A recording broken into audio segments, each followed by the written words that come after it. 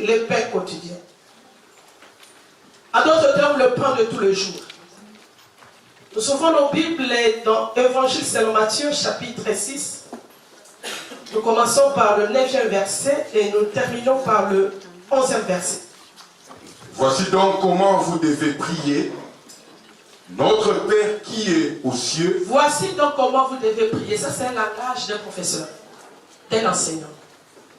Voici comment vous devez faire. Lorsque quelqu'un veut t'enseigner, lorsque quelqu'un veut te montrer quelque chose ou un chemin à suivre, c'est un langage où Jésus prend la forme d'un professeur pour enseigner à ses disciples. Amen. Amen. Si tu peux continuer. Que ton nom soit sanctifié. Que ton règne vienne. Que ta volonté soit faite sur la terre comme au ciel. Donne-nous aujourd'hui notre pain quotidien. Donne-nous aujourd'hui notre pain quotidien. Est-ce que tu peux reprendre encore? Voici donc comment vous devez prier. Notre Père qui est aux cieux, que ton nom soit sanctifié. Que ton règne vienne. Que ta volonté soit faite sur la terre comme au ciel. Donne-nous aujourd'hui notre pain quotidien. Vous pouvez continuer.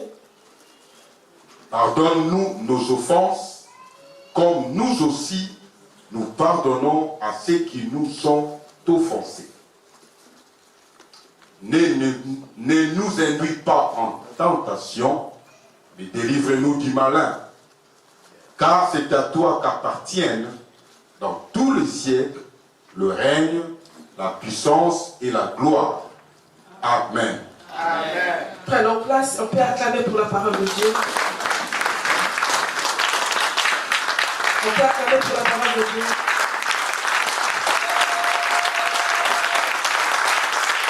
Mais notre thème se trouve au niveau du verset 11. Où lorsque Jésus était entré d'enseigner ses disciples par rapport à la prière, la Bible dit, lorsqu'il a commencé, c'est en fait c'est pas la première demande. Nous voyons la première demande, on peut reprendre dans le verset 9. Voici donc comment vous devez prier. Notre Père qui est aux cieux, que ton nom soit sanctifié, que ton règne vienne, que ta volonté soit faite sur la terre comme au ciel. Et ici, on voit ça change de niveau. Donne-nous aujourd'hui notre pain quotidien. Amen. Et c'est ici où Jésus, il était avec ses disciples. Il les enseignait par rapport à la prière. Et souvent, dans le monde théologique, on a souvent dit que cette prière ici de notre Père a toujours été réservée pour des personnes bien déterminées. C'était d'abord pour le disciple et ensuite pour Israël. Selon le genre. Et parfois, on a toujours tendance à dire que cette prière n'est pas réservée pour nous. Pourquoi? Parce que c'était une prière faite avant la croix. Selon la pensée humaine, selon le raisonnement de ceux-là qui veulent évoluer dans leur manière de réfléchir par rapport à la parole de Dieu. Amen. Et lorsque les gens parlent de cette forme de prière-là de notre Père, on a tendance à croire que cela ne concernait que les disciples qui étaient avec Jésus. Jésus voulait les enseigner par rapport aux pharisiens, de ne pas être les hypocrites, de ne pas le suivre. Et Jésus voulait leur montrer un modèle par rapport à une bonne prière. Mais en lisant la Bible, je me suis posé cette question. Pourquoi les gens disent que cette prière n'était pas pour nous? Parce que cette prière a été faite avant la croix. Parce que Jésus nous a déjà pardonné, on n'a pas demandé pardon. Jésus nous a déjà délivrés du malin, parce qu'ici dans la prière, ça nous demande de dire, de nous délivrer du malin, alors qu'on a été déjà délivré par rapport à la croix. Alors, pour certaines personnes, cette prière ne concernait que le disciple. Or, lorsque je médite la parole de Dieu, je me rends compte dans un autre passage où la Bible nous dit dans Jean, Évangile selon Jean chapitre 17, le verset 4, le verset 15, je ne me trompe pas. La Bible dit, lorsque Jésus a fait cette prière, la Bible dit, je ne te prie pas pour les ôter du monde, mais de le préserver du malin. Mais je me suis posé encore la question. Si ce n'est que cette prière, on ne peut plus prier parce que Dieu nous a déjà délivrés du malin. Alléluia. Amen. Dieu nous a déjà délivrés. Mais comment Jésus lui-même étant Dieu, Jésus lui-même étant la connaissance parfaite, lorsqu'il faisait la prière, il savait qu'il allait nous délivrer. Il savait qu'il est venu pour nous sauver. Mais lui-même, en faisant la prière, il dit, je ne prie pas pour qu'il soit au Dieu du monde, pour que toi, Seigneur, tu puisses le préserver. Mais lui qui vient pour nous sauver, mais comment il peut encore nous préserver? Parce qu'il nous a déjà sauvés à la croix. Pourquoi doit-il encore faire cette prière? Que ses disciples doivent être préservés. Aussi longtemps, on voit qu'il a déjà donné sa vie à la croix. Il est déjà mort pour nous. Si ce n'était que pour la croix, on sait que nous avons déjà la victoire. Mais Jésus, avant même la croix, avant même que le diable soit livré en spectacle, la Bible dit lui-même a prié afin que le Seigneur puisse préserver le disciple, préserver son peuple devant le mal. Et ça continue dans le verset 20. Si cette prière-là n'était que pour le disciple, mais dans le verset 20, la Bible dit, Jésus a encore prié en disant, il dit, ce n'est pas pour eux seulement que je prie, mais encore pour ceux qui croiront en moi par leur parole. Est-ce que tu es là? Amen. Est-ce que tu es là? Amen. Si c'est lui-même qui est la parole vraie, il dit que je ne prie pas seulement pour eux, mais pour ceux-là qui croiront en moi par leur parole. C'est que Jésus savait qu'il y a tout un peuple réservé pour lui. Donc pour moi, la prière de notre Père, c'est un modèle où il y a un fond qui concerne notre intimité de génération en génération. Parce qu'il ne s'était pas arrêté seulement par rapport aux 12, mais à travers les 12, Dieu les a envoyés. Voilà pourquoi aujourd'hui nous formons tout un corps. Donc pour moi, je pense que la Bible dit, toute écriture est utile pour enseigner, pour convaincre, pour corriger. La Bible dit, toute écriture inspirée par Dieu. Donc je ne vois pas pourquoi la prière de notre Père doit être une prière réservée qu'à un groupe de gens à Israël, doit être une prière réservée aux pharisiens pour leur aider à changer leur mentalité. Pourquoi la prière de notre Père doit être une prière réservée aux 12 disciples? Aussi longtemps, il y a ceux-là qui croiront encore à son nom. Par là, j'ai compris que la parole de Dieu, il n'y a rien à négliger. La Bible dit, tout ce qui a été écrit, cela est utile pour moi, pour toi, pour nous enseigner, pour nous convaincre, pour nous corriger, même dans la justice. Par là, je comprends que la prière de notre Père, c'est une prière qui concerne de génération en génération. C'est une prière qui concerne de fils et de filles qui entreront dans cette alliance. Parce que Jésus étant le fils d'un père, il a pris son papa, son père, il nous l'a donné. Voilà pourquoi nous sommes des fils adoptifs et de filles adoptives. Nous entrons dans cette alliance de cette prière-là parce qu'il a prié par rapport à nous qui croirons. Aujourd'hui, moi, je suis plus ignorant. Toi aussi, tu ne plus ignorant parce que tu as cru à ce temps. Voilà pourquoi la prière de notre Père, nous savons que ce n'est pas une formule que nous devons le faire comme une répétition. Ce n'est pas une prière comme une répétition, non. Mais dans le sens vrai, au fond de cette prière, nous remarquons que le contenu de cette prière, cela nous amène à une intimité approfondie avec le Père. Amen. Donc si réellement nous croyons à ce Père-là, à travers Jésus-Christ, le Père qui n'était qu'à Jésus, il nous l'a donné. Voilà pourquoi nous avons droit à faire cette prière. Parce que j'ose croire que nous sommes fils par adoption. Alors, la parole de Dieu a été faite pour nous. La révélation a été progressive. La révélation a commencé quelque part et elle s'est arrêtée. Nous savons que la dernière révélation a été déjà faite, c'est Jésus-Christ. Voilà pourquoi on n'a pas un autre nom qu'on peut prêcher. Il n'y a que le nom vrai et véritable qui nous a été donné et nous sommes dans le véritable. Et ce nom, c'est le nom de Jésus-Christ. Voilà pourquoi j'ose croire avec toi et moi. Nous bénéficions de cette prière-là. Il y a un contenu de l'intimité. Voilà pourquoi même dans la prière, lorsque nous prions, c'est un moment d'intimité entre un fils avec son père. Voilà la prière de notre Père, ne pas être une prière de païen, mais à ceux-là qui auront cru Seigneur, cette prière-là nous concerne. Voilà pourquoi, lorsque on prie cette prière-là, on croit réellement qu'on appartient désormais à un Père. Un Père qui n'était réservé qu'à Jésus. Et voilà maintenant, il est nôtre aujourd'hui. Et voilà, lorsqu'on prie aujourd'hui, on a la facilité de tout demander à son nom. Et voilà pourquoi le modèle de cette prière, lorsqu'on voit les premières demandes, les 3 premières demandes, c'est une prière au fait qui voit plus les intérêts du vin, les intérêts de Dieu. Lorsqu'on voit, il dit notre Père qui est au ciel, que ton règne vienne, que ton nom soit sanctifié, que ton règne vienne, que ta volonté soit faite sur la terre. On sent que dans les 3 premières demandes, c'est une prière qui est liée plus aux intérêts divins.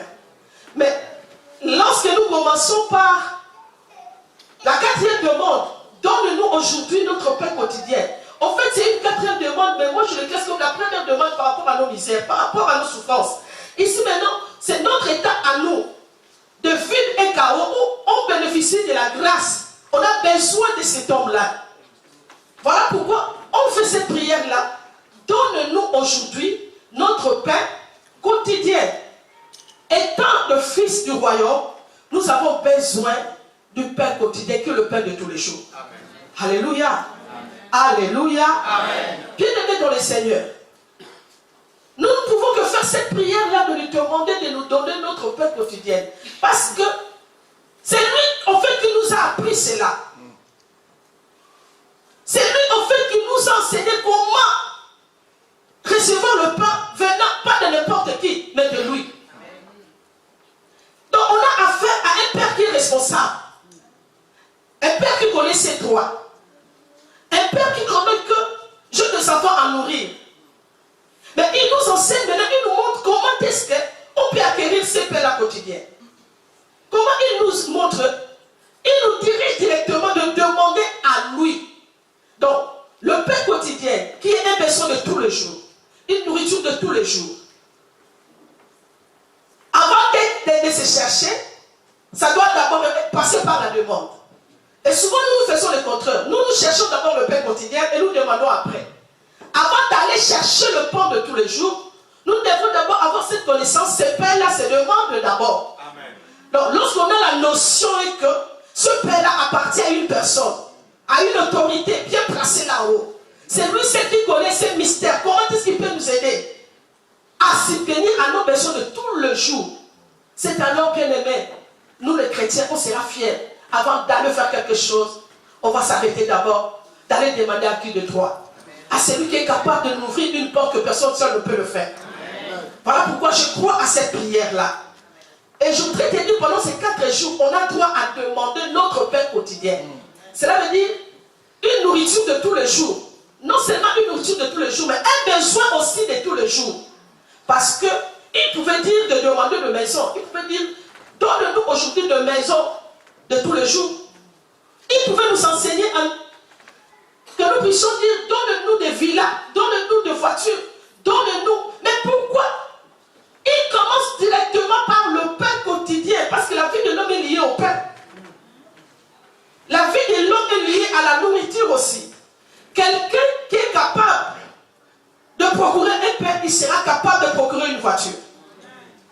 Quelqu'un qui est capable de procurer son pain de tous les jours, il sera capable d'acheter une maison. Parce que tout commence par le pain. Alléluia. Voilà pourquoi pendant ces 4 jours, je voudrais que moi et toi, nous puissions retourner à la pensée initiale de Dieu. Nous puissions retourner à sa pensée où il nous a donné l'autorisation de venir lui demander le pain quotidien. Cela veut dire les besoins de tous les jours. La nourriture de tous les jours. Lorsqu'on parle de tous les jours, on voit déjà une alliance qui est là. Cela veut dire on a besoin de ce pain parce que c'est déjà une alliance que Dieu a fait avec le Fils, qui est moi et toi, à travers Jésus-Christ. Donc, on a droit à ce pain de tous les jours, le pain quotidien. Regarde celui qui est à tes côtés et dit, c'est mon droit. Donc, regarde-le bien, dit, étant un fils, étant une fille du royaume, c'est mon droit. Regarde-le bien, dit, c'est mon droit. En tant que fils. On en a besoin, bien aimé. Le pain quotidien, le pain de tous les jours. Qui n'est qu'un besoin de tous les jours. Nous savons que tous nous sommes là, chacun de nous a ses besoins qui sont différents de l'autre. Mais ce qui est important, nous savons là où aller demander cela. Le pain quotidien ne se limite pas seulement par rapport à la nourriture. Le pain quotidien peut aller même au-delà de nos besoins de tous les jours aussi. Voilà pourquoi il a tout résumé par le pain.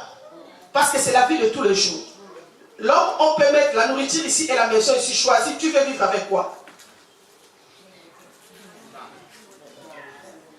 On te donne une montre en or ici et on dit il y a la nourriture ici. Prends toutes les montres en or, vas-y avec sa vie tous les jours de ces montres en or. Tu choisiras quoi? Pour te dire que notre vie est liée à ça. C'est un besoin prioritaire. C'est une préoccupation de tous les jours. Mais je bénis Dieu. Parce que Dieu nous a montré le chemin. Le pain quotidien. Je parle bien le pain quotidien des élus de Dieu, des enfants de Dieu. Ne se cherche pas d'abord, mais ça se demande d'abord. C'est là où le chrétien, on a oublié. Voilà pourquoi il y a tant de problèmes qui se passent. Et ma question est celle-ci pour introduire déjà mon message. Est-ce que tout le pain que nous mangeons aujourd'hui, tout le pain quotidien que nous mangeons aujourd'hui, vient de cette demande-là? Pose la question à ton frère. Est-ce que le pain que tu manges vient de cette demande? Est-ce que tu demandes, tu prends le temps de demander à Dieu le pain? Est-ce que tout pain quotidien, tout le pain que nous mangeons tous les jours, notre gagne-pain de tous les jours, à notre terme, est-ce que provient de cette demande-là? Ou ça provient d'autre chose? Regarde-le, demande-le. Est-ce que tout pain quotidien vient de notre Père? Est-ce que tout pain, le gagne-pain de tous les jours que tu manges vient de l'Éternel? Vient de Dieu vraiment? C'est là où maintenant le diable influence maintenant. Pour nous faire voir autre chose. Mais je voudrais vous dire, les cieux passeront, la terre passera, mais pas la parole de Dieu. Amen. La parole de Dieu reste authentique. Ce n'est pas à cause des virgules et les points qui donnent essence à la parole de Dieu. La parole de Dieu est esprit. Lorsque tu comprends bien la parole de Dieu, bien aimé, et tu les appliques comme il faut, tu marcheras dans ton pain de tous les jours. Amen. Tu gagneras ton pain de tous les jours. Je reprends ma question. Est-ce que tout pain quotidien vient de Dieu? Est-ce que tout pain quotidien vient du Seigneur? Lorsque je lis ma Bible en faisant cet enseignement, lorsque je parcours la Bible, je vis qu'il y a de pain interdit où Dieu ne nous a pas autorisé d'en manger, mais nous mangeons cela. Amen. Voilà pourquoi je voudrais parler de pain interdit. Parce que tout pain quotidien ne vient pas de Dieu. Le diable sait comment l'homme cherche le pain.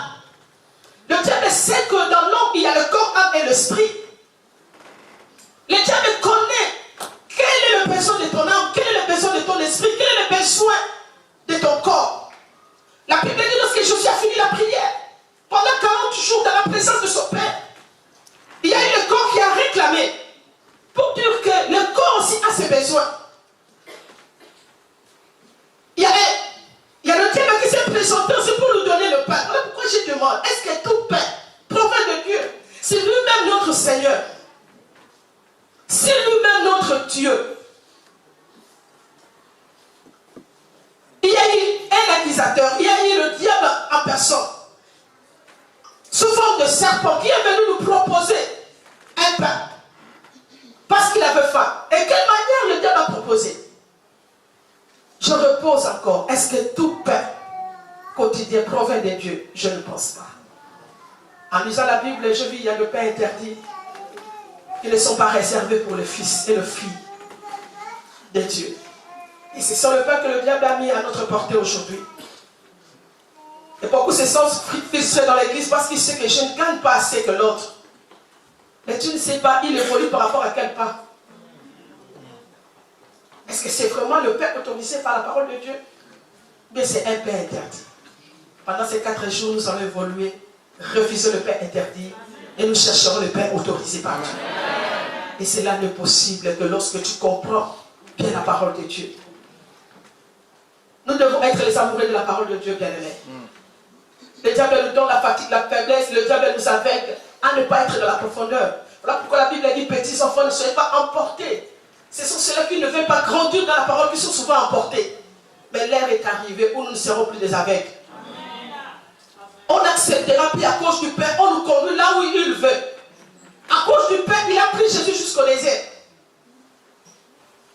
Oh! Amen. Oh! Amen. Quels sont les pains interdits? Mais que nous nous consommons. Et aujourd'hui, nous voulons le refuser complètement. Nous avons droit à faire cette prière. Donne-nous aujourd'hui notre pain quotidien. Mais quel est le pain? Quel est le pain quotidien que Dieu nous donne tous les jours? Il est capable de nous adorer. Mais est-ce que c'est que nous mangeons? Est-ce que cela vient de lui? Est-ce que tout cas de vie vient de Dieu? Tout cas de pain vient de Dieu? Le premier pain interdit, nous voulons commencer par le pain interdit. Le pain de douleur, Psaume 127. Premier verset au deuxième verset. Nous commençons par le premier pain interdit. La Bible dit. Si l'Éternel ne bâtit la maison, ceux qui la bâtissent travaillent en vain. Si l'Éternel égare de la ville... Tu as mal commencé. Il faut commencer cantique des décrets de Salomon. Parce que quand on passe Salomon des côtés, on voit vanité des vains. Amen. Cantique des décrets de Salomon.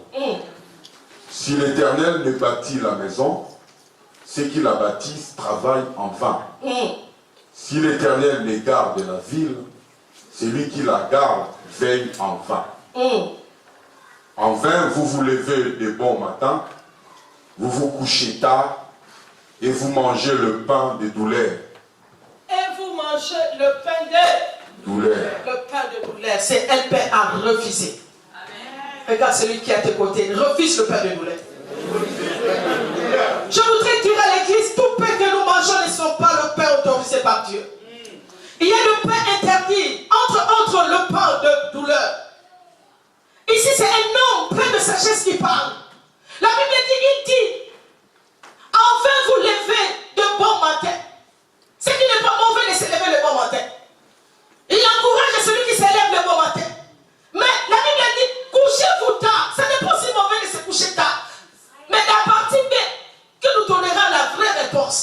Quand tu te lèves tôt, quand tu te couches tard, est-ce qu'il y a un bon résultat? Et celui qui couche tôt, qui couche tard, qui se réveille tôt, mais avec un bon résultat. Mais ici, la Bible dit c'est homme qui a connu toute la richesse bien aimé. La Bible dit, enfin vous vous levez le bon matin, vous vous couchez tard, et vous mangez le pain des douleurs. Cela veut dire, il la donne autant à ses bien-aimés pendant les sommeils. Je me suis posé la question, est-ce que Salomon nous amène à la paresse ou comment? Je me suis reposé encore la question. Est-ce qu'il faut toujours continuer à bien dormir paisiblement dans nos maisons pour que nous puissions gagner le pain? Le pain viendra comme la manne.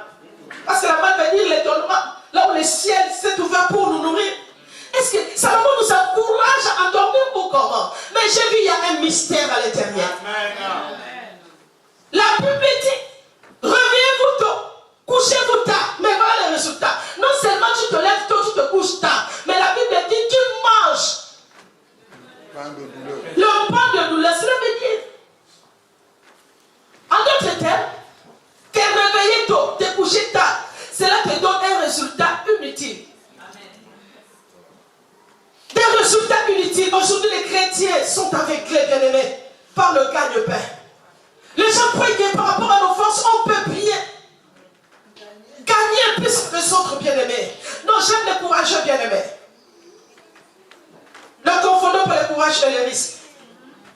Est-ce que tu es là? Amen. Le pain de douleur, c'est un pain interdit, bien-aimé. Il y a beaucoup de gens qui font beaucoup d'efforts, mais lorsque on mesure, on voit les qualités de tes efforts par rapport au résultat, on sent que tu ne mérites pas d'avoir ce pain-là que tu gagnes. Beaucoup sont là, bien-aimés, aujourd'hui. Ils ont des problèmes dans leur foyer à cause du gagne-pain. On voit un homme qui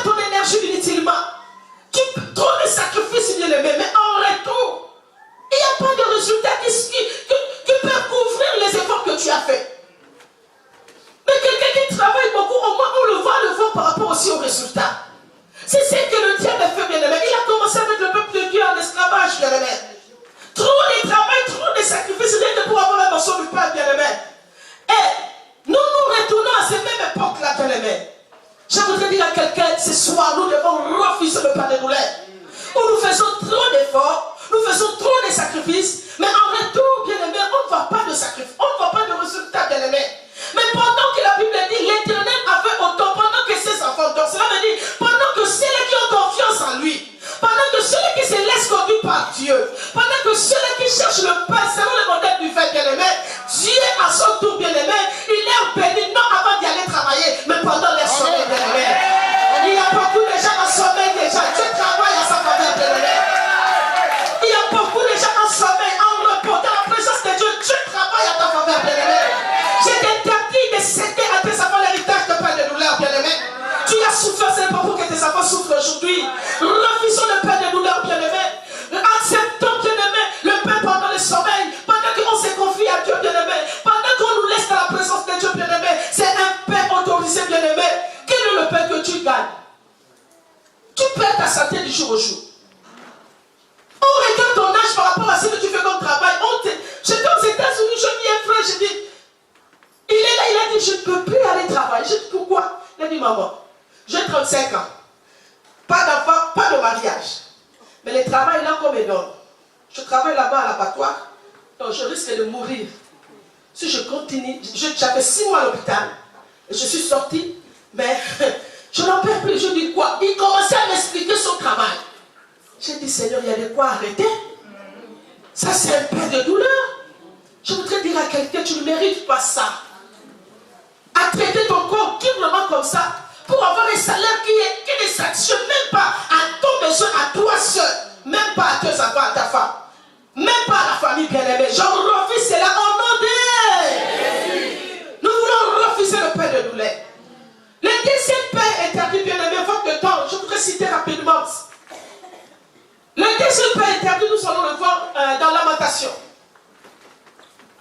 Lamentation chapitre 5, le verset 9. Nous lisons au nom de Jésus. Nous cherchons notre pain au péril de notre vie devant le peu du désert. Oh, nous cherchons notre pain au péril, cela veut dire en échange de notre vie. Alléluia. Amen. Alléluia. Amen. Alléluia. Amen. Regarde celui qui est à tes côtés, refuse le pain de péril. Non, regarde-le bien, dis refuse le pain de péril. Non, je refuse de faire le change de ma vie contre la nourriture, contre mes besoins ou les besoins de la famille. Il y a beaucoup de gens qui cherchent leur vie en échange de sa propre vie. À quoi sert ce travail-là? Quelqu'un qui est prêt à sacrifier sa vie pour gagner du pain pour sa maison et pour lui, pour gagner sa vie. Bien aimé, on ne cherche pas le pain en échange de notre vie. Quelqu'un qui prend des risques comme ça, là. Quelqu'un qui voit que là, il y a des bandits, mais parce que je voudrais gagner quelque chose qui est là, je dois aller par là. C'est comme chez nous en Afrique. Vous voyez des gens qui montent dans un camion là pour aller chercher. Non, je dis non, c'est pas possible. Par rapport chez nous en Afrique, on voit le maman là qui monte au-dessus des camions. On sent déjà que la voiture risque de tomber, le camion risque de tomber. Mais pour gagner le pain, non, on ne gagne pas le pain en échange d'une vie. La vie est tellement trop précieuse, bien-aimé. La Bible dit tant que tu vivras, il y a encore de l'espérance. Comment tu fais l'échange à ta vie à cause du gagne-pain? Tu sais que là où il y a la mort, ce travail-là procure la mort. Comment est-ce que je peux faire ce travail?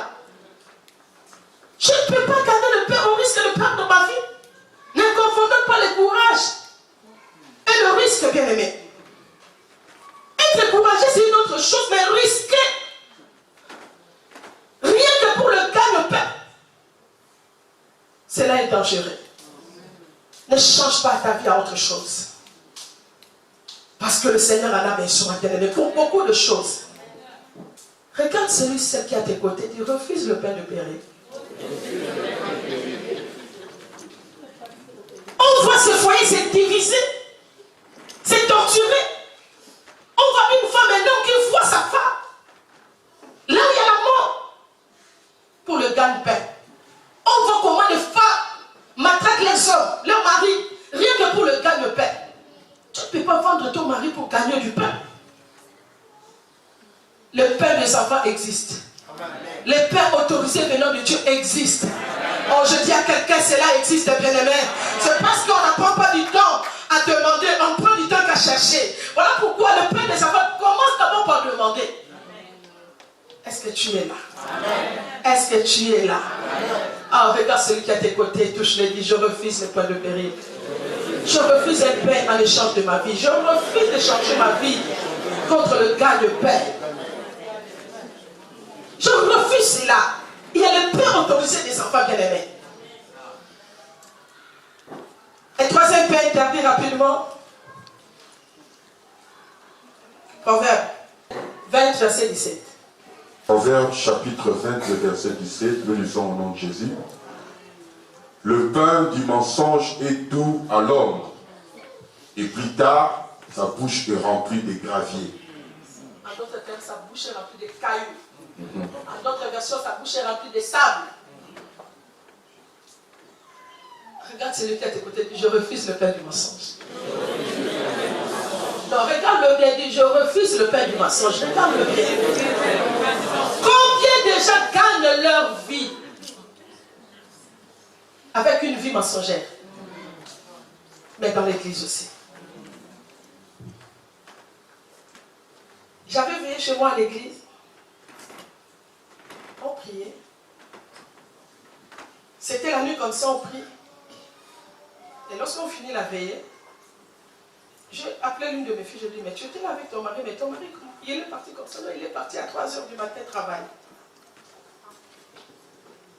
Nous tous, nous connaissons qu'il travaille au niveau du pétrole chez nous. Or, c'est un grand bandit. Un grand voleur. Je dis bien un expert en matière. Oh, amen. Le pain du mensonge, bien-aimé. Pour gagner ton pain, tu dois mentir. Pour gagner ton pain, tu dois détruire la vie des gens. Tromper d'autres personnes au détriment de ta réussite. Toi, tu veux réussir, tu veux bien manger, mais en trompant les autres. On en a beaucoup, bien-aimés. Le pain du mensonge. Combien de gens ici, on se dit qu'on est chrétien, mais nous consommons le pain du mensonge. Tu mens comme tu respires pour gagner ta vie. Capable de falsifier beaucoup de documents, tromper des gens, rien que pour gagner du pain. Et le jour où on a arrêté le mari de ma fille, c'était le jour où je suis que c'était un voleur.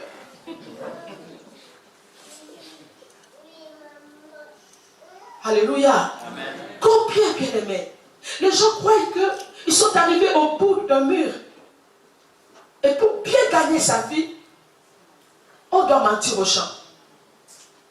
Combien de gens tu n'as pas escroqué, bien-aimé? Rien que pour satisfaire ta maison. Il y a une autre maison qui pleure. Il y a une autre maison qui est dans la joie. Combien tu sens qu'il est à Paris, mais il sait qu'il travaille en Allemagne. Il sait qu'est-ce qu'il va faire en Allemagne. Combien pendant que nous dormons, nous dans l'ordinateur, il sait le travail qu'il fait. Et avec les réseaux sociaux, on nous a facilité de bien mentir pour gagner la vie. Quand je vois quelqu'un qui m'écrit là, je suis au Canada. Je suis au Canada. Je suis un Français d'origine, mais je réside au Canada. Et je vis là, ta Bible est là. On m'a dit, parce que je publiais mes livres que je fais sortir. Je ne sais pas qu'est-ce que c'est trop pensé de moi, grand frère.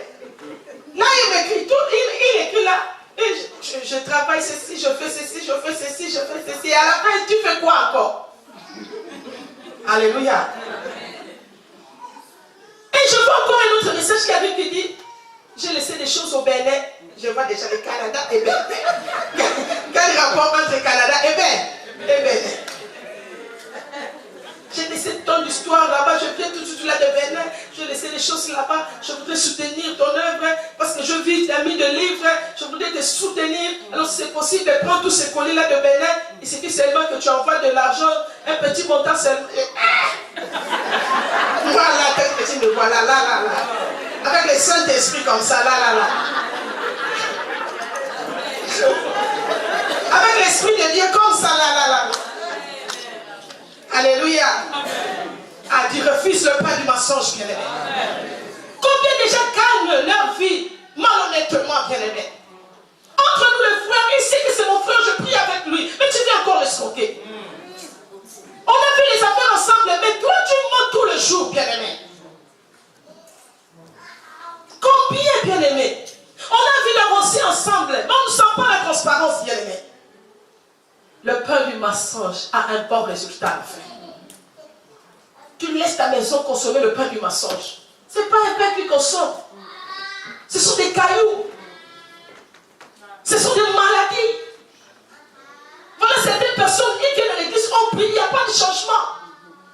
Pourquoi? Parce que dans leur ventre, il y a déjà les cailloux qui sont là. Il y a le sable qui sont. Manger du sable, c'est manger quoi?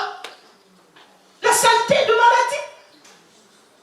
Il y a beaucoup de gens frappés par des maladies. Lorsque tu regardes, tu sens qu'il y a un peu de tromperie.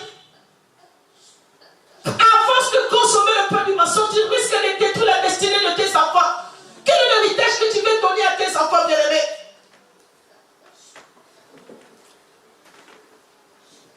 Refuse le pain du mensonge, bien-aimé. N'acceptez pas le pain du mensonge. Est-ce qu'on peut acclamer pour les Seigneurs? Est-ce qu'on peut acclamer pour le Seigneur? Est-ce qu'on peut acclamer pour le Seigneur? Quatrième pain à refuser. Je peux tout citer comme ça, on va prier bien demain. Oui, grand frère, je peux faire ça? Amen. Regarde celui qui est à tes côtés, dit refuse le pain du mensonge. Donc regarde le pied, parle-lui correctement et sois sérieux de ce que tu dis. Dis, ne trompe pas ta soeur, ton frère.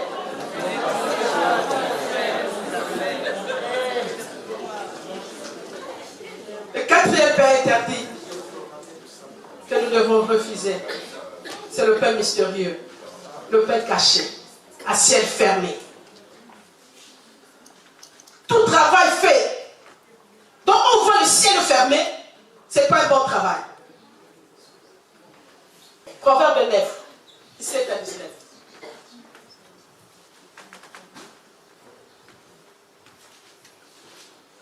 Il existe le pain mystérieux. Il existe le pain caché. Proverbe chapitre 9, le verset 17, nous lisons la parole du Seigneur. Les eaux dérobées sont douces et le pain du mystère est agréable. Le pain mystérieux existe. Bien-aimés dans le Seigneur, il y a beaucoup qui gagnent leur vie avec un travail où le ciel est fermé. On sent que ce travail-là est interdit. Dans certains pays, même au niveau de l'État, s'il faut parler dans la profondeur, même au niveau du ciel, même au niveau de Dieu, parce qu'un bon travail, Dieu accompagne cela avec le ciel ouvert. Il y a la rosée de l'Éternel qui t'accompagnera parce que tu pars pour chercher ton père pour tes enfants et pour toi-même. Mais il y a certaines personnes bien-aimées qui gagnent leur paix mystérieusement.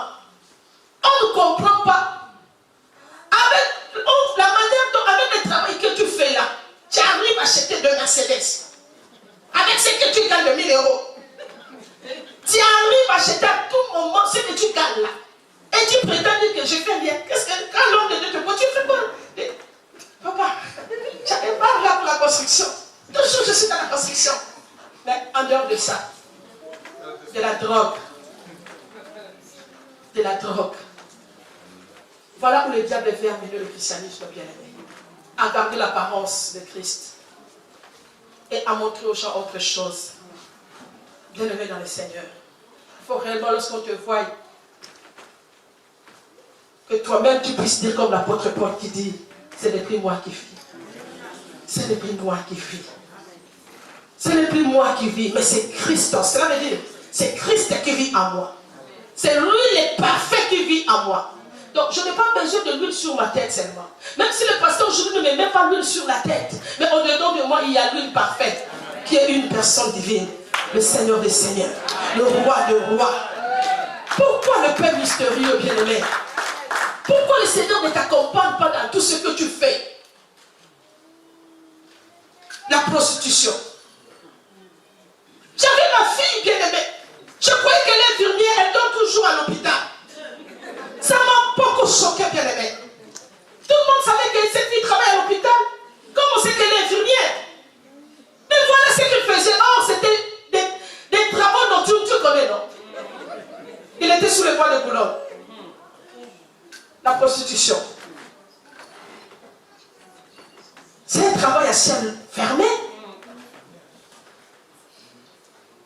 Mais on chante ensemble avec elle. Elle est là aussi. Au moment où nous prêchons ces messages, elle écoute aussi. Mais je voudrais te dire, Maranatha, je suis reviens bien. Si tu connaissais la signification de cette communauté et la manière dont notre leader travaille pour notre perfection, pour nous tailler, nous façonner, il y a de quoi laisser ce travail-là. Je dis à quelqu'un, c'est possible aussi que tu laisses ce travail. On peut commencer par là, avec ignorance, mais terminer par la croix de Golgotha, où tout a été cloué, même la prostitution.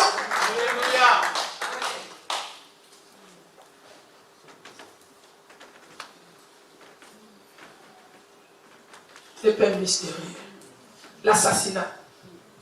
Il y a beaucoup qui vivent de ça. La nuit, on l'engage pour tuer les gens. Et pour bien appuyer ça, je suis dans le ministère des services secrets. Il est en train de bien colorer son travail. Mais du fait fond, contente de ce que ton mari t'amène, de ce que ta femme amène, de ce que vous gagnez à la maison, bien-aimé. Il y a beaucoup de gens qui vivent, qui travaillent avec le ciel fermé. Ils n'ont la bénédiction ni de Dieu, ni des hommes de Dieu, ni même du gouvernement. Parce qu'il y a ceux-là qui vivent mieux au niveau même du gouvernement. La Bible dit, cette femme, l'homme de Dieu dit, veux-tu que je parle au niveau du gouvernement, au niveau des nations? Il a dit, non, non, je suis bien en paix. J'ai de bonnes connexions là-bas. Oh. Amen. Oh. Amen. Avec un travail mystérieux. Quelqu'un qui tue les gens pour gagner la vie. Quelqu'un qui fait des faux chèques, de femelles, de multiplication d'argent. Oh. Amen. Oh. Amen.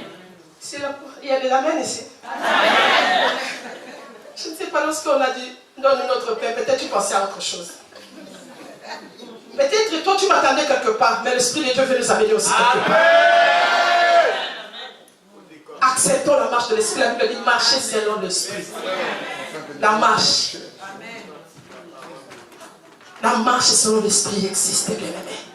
Voilà pourquoi on ne peut pas choisir un parent, mais des amis, des relations, des connexions, on les choisit. Amen. Tu es avec qui?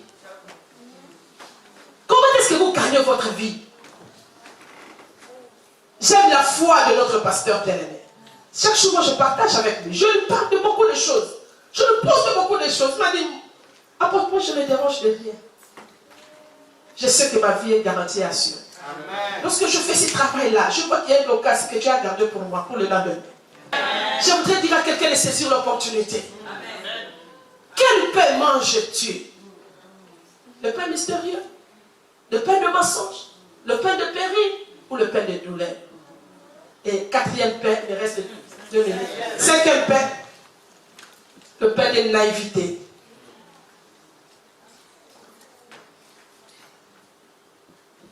Proverbe 9, 4 à 6.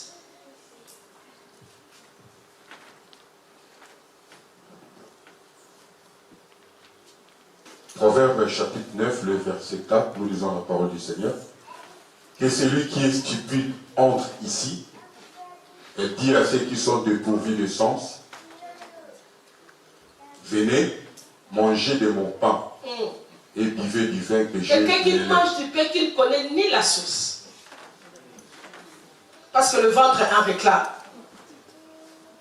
On connaît bien des femmes qui amènent des habits dans leur maison où l'homme ne connaît même pas la source. Le père de naïveté. Tu n'as fait aucun effort pour en avoir, mais tu te contentes de ça. Tu es content lorsqu'il y a la nourriture à la maison. Un homme incapable de contribuer dans sa propre maison, mais tous les jours il voit sa femme préparer, il voit sa femme faire tout, il voit sa femme faire ça. Et puis l'homme est content tous les jours. C'est vraiment l'image. Cette nourriture-là, ma femme prépare très bien. Père de naïveté où tu laisses ta femme. Elle se bat tous les jours, mais toi incapable de lui donner, de lui apporter un soutien, bien aimé. Quel pain manges-tu? Quel pain manges-tu? Père de naïveté, tous les autres se sont partis pour avoir ce pain-là. Et toi, tu veux qu'il n'a pas travaillé et tu viens toujours à l'heure de manger. On sait que lorsque on sonne là, on voit déjà il y avait le plat sur la table. Et tu entres sérieusement aussi. Père de naïveté, bien-aimé. Tu profites des autres, bien-aimé. Tu laisses les autres travailler beaucoup. Je parlais à un homme de Dieu, je dis, pendant que tout le monde partait, il reste. Moi, je regarde tout ce qui se passe. Je l'appelle, je lui dis, tu vois là, ce que tu fais, tu seras récompensé. C'est ça ton travail comme pasteur. C'est ça être pas pasteur. Tu ne manges pas le pain de naïveté. Le ciel, il rémunère mieux.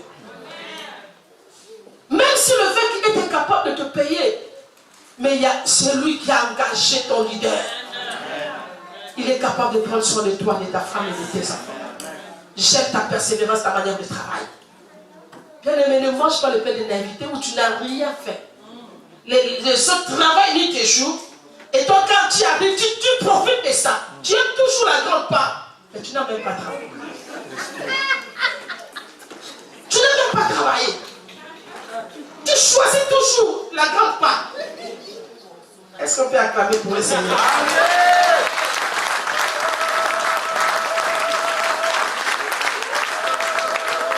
Pendant que les autres se sont battus pour en arriver là, ils ont fait beaucoup d'efforts pour en arriver là. Tu ne sais pas quel est le risque que cet homme a pris. Il a travaillé toute sa vie pour en avoir. Et toi, à ses côtés, tu ne fais qu'en profiter. Mais quel jour on te demandera aussi? Voilà pourquoi je viens dire à cette femme. Lorsque moi je te donnerai, fera de toi une source. On fera que puiser en toi. Il y a des fois où Dieu peut nous faire quitter. D'être comme depuis les Jacob, là où il y a beaucoup de saleté à l'intérieur. Pour nous faire des sources, afin que lorsque les gens viennent, qu'ils puissent aussi en nous, bien-aimés. Voilà pourquoi la Bible dit la gloire du roi, c'est de cacher les choses. Lorsqu'on voit un homme, on te voit à l'intérieur, on sent qu'il y a des choses à prendre qui te restent encore, bien-aimé. Comment les gens se sont partis à donner le meilleur d'eux pour travailler, pour en arriver jusque-là. Et quand tu viens, c'est la maison de mon grand frère. Quand tu viens, c'est la maison de ma sœur. Quand tu viens, tu pars comme si tu étais propriétaire. Les gens ont travaillé pour en arriver jusque-là. Dès que tu te présentes, tu divises un foyer comme ça. Tu ne connais pas tant de fois qu'on a fait. On s'est dit, on est chrétien. Mais quelle contradiction, bien-aimé, dans le Seigneur. Quelle est cette contradiction, bien-aimé? Tu ne sais pas l'effort de cette femme et de cet homme. Le père de naïveté. Aujourd'hui, le père est parti. Et toi, tu te présentes comme la tante spéciale. Capable de tout gérer, de tout prendre, bien-aimé. J'aime la loi de l'Angola maintenant. Une bonne loi. Quand l'homme meurt, on ne laisse pas d'abord aux enfants, à la femme. D'abord, c'était aux enfants. Quand la femme l'a vu, elle a dit, je vais changer ça. Quand un homme meurt, c'est la femme qui récupère d'abord tout. Quand la femme meurt, ce sont les enfants. Parce qu'ils ont compris. La première dame de notre pays a compris. La femme a lutté avec son mari pour en arriver jusque-là. Comment vous devez donner les enfants et laisser la femme de l'autre côté? Quand une femme meurt, on prend tout, on donne au mari. Quand le mari meurt, on donne aux enfants. Et on a approuvé ça.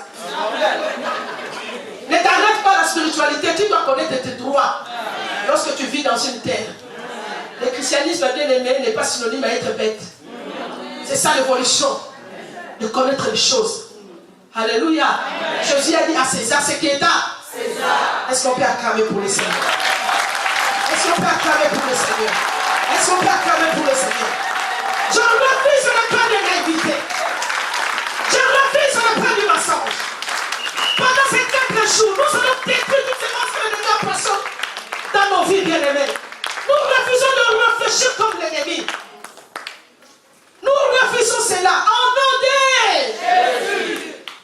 Je refuse cela, bien-aimés. Et le dernier pain, mettons-nous debout et nous allons prier le pain interdit. C'est le pain du jugement. Somme 41, bien-aimés. Beaucoup de gens mangent le pain du jugement. Mettons-nous debout, nous sommes arrivés à la fin. Beaucoup de gens mangent le pain du jugement.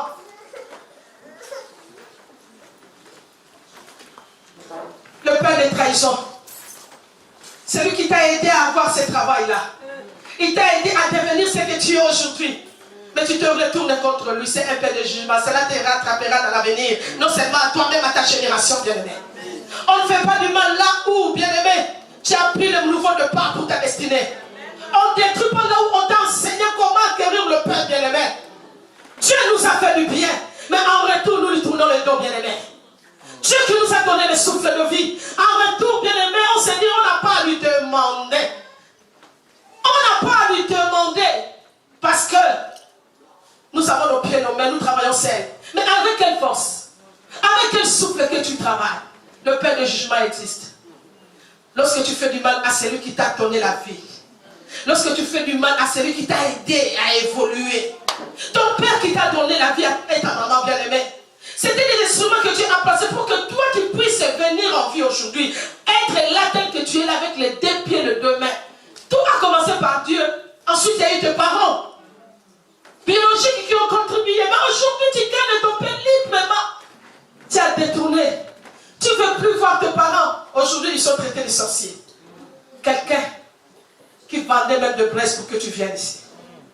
Peut-être il a vendu la moitié de sa maison pour que tu sois là. Et aujourd'hui, il est devenu comme un essentiel pour toi. Comme un bon rien. Un vaurien.